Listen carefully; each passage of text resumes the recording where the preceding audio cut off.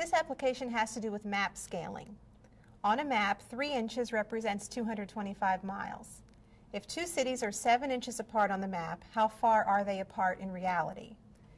This is a sample map here which shows a distance of 3 inches corresponding to 225 miles. The question is, how far would 7 inches on the map correspond to?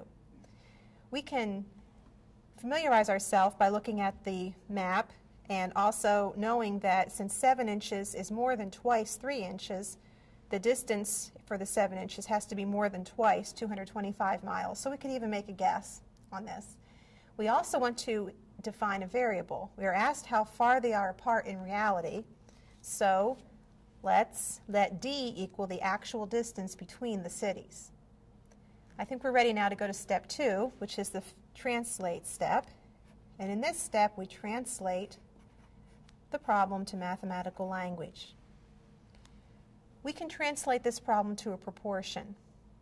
We're given the ratio 3 inches to 225 miles. This is the distance on the map. This is the actual distance. It's important to remember which is in the numerator and which is in the denominator, because in the other ratio we're going to write, we need to do the same thing. We need to write the map distance as the numerator and the actual distance in the denominator. The map distance is 7 inches. The actual distance we don't know, but we have said we're going to let that equal to D. Since these should be proportional, we can set them equal to each other, and we have an equation to solve for D. So we're ready to move to the next step, solve, which is to solve the proportion 3 over 225 equals 7 over D. And we'll do this by equating cross products. We will equate 3 times D to 225 times 7.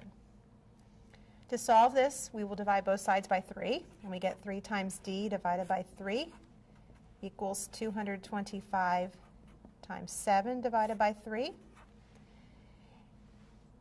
The left side becomes D, and the right side we can multiply 225 times 7 divided by 3, and we have 525. So we have a possible answer, and we do need to check it in the original equation. That is step 4.